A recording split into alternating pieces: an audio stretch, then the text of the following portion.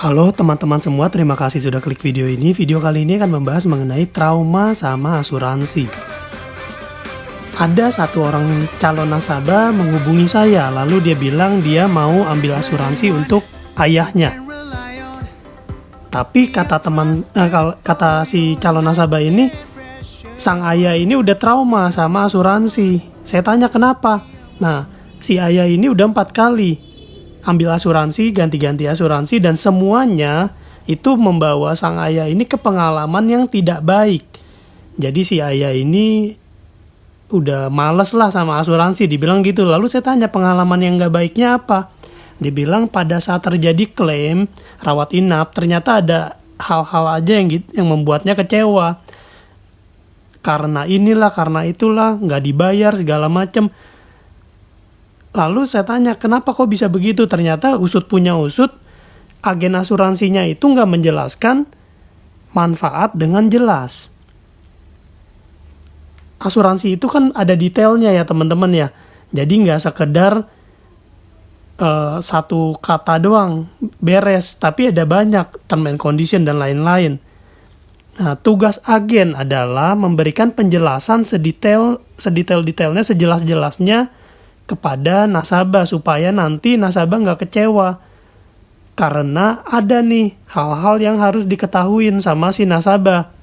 Dan agen harus memberikan penjelasan.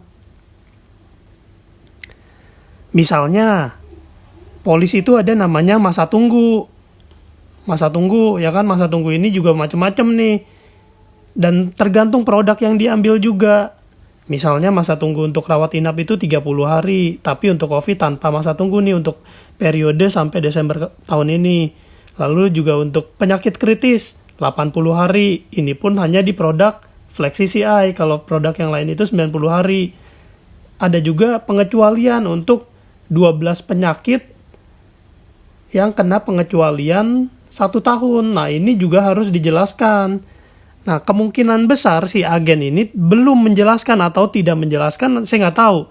Sebab si agen kemungkinan ya produk knowledge-nya juga terbatas atau bagaimana. Nah, itu juga saya juga nggak tahu. Kenapa si agen tidak menjelaskan. Dan yang parahnya si agen tidak melakukan after sales yang baik. Kemungkinan besar kalau feeling saya ya, si agen ini adalah part-timer. Bukan full-timer seperti saya. Jadi kalau part-timer itu biasanya sibuk. Ada pekerjaan yang harus dilakukan. Mungkin dia sebagai karyawan, mungkin dia sebagai pebisnis yang nggak bisa meninggalkan pekerjaannya. Padahal tugas agen bukan hanya closing aja, bukan hanya beres di pengajuan aja, udah. Enggak, tapi ada hal-hal lain yang harus tetap dilakukan sama si agen, yaitu melayani nasabah. Nah, menurut saya, agen, walaupun si agen sudah tidak, misalnya si agen sudah tidak dibawa bendera perusahaan asuransi tersebut, karena satu dan lain hal dia nggak bekerja lagi sebagai agen, ini tetap tanggung jawab harus dilakukan, teman-teman. After sales ini harus tetap dilakukan. Nah, saya nggak tahu nih si agen dengan si ayah ini hubungannya apa, karena banyak sekali orang yang ambil asuransi itu karena hubungan. Yang nawarin masih ada kerabat, masih ada saudara, masih ada hubungan bisnis dan lain-lain. Padahal agen tersebut belum tentu kompeten dalam menjalankan tugasnya. Dan agen-agen nakal inilah yang membuat orang trauma dengan asuransi. Si orang ini akhirnya, si ayah ini akhirnya antipati, dia nggak mau. Dia udah kesel, dia bilang, saya kesel banyak sekali agen-agen yang nakal dan akhirnya dia trauma dengan asuransi. Yang salah oknumnya, tapi yang di blacklist adalah perusahaan asuransinya. Nah lu, ya kan?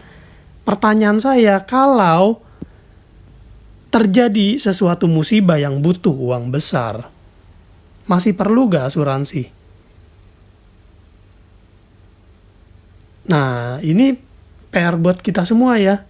Masih perlu gak asuransi? Kalau misalnya terjadi resiko besar dan perlu uang besar, perlu gak asuransi? Kalau perlu berarti kita harus mencari solusinya. Solusinya adalah, salah satunya adalah mencari agen yang kompeten, yang memang full-timer, cari yang kerjaannya memang fokus dengan edukasi yang benar dan melayani dengan sepenuh hati.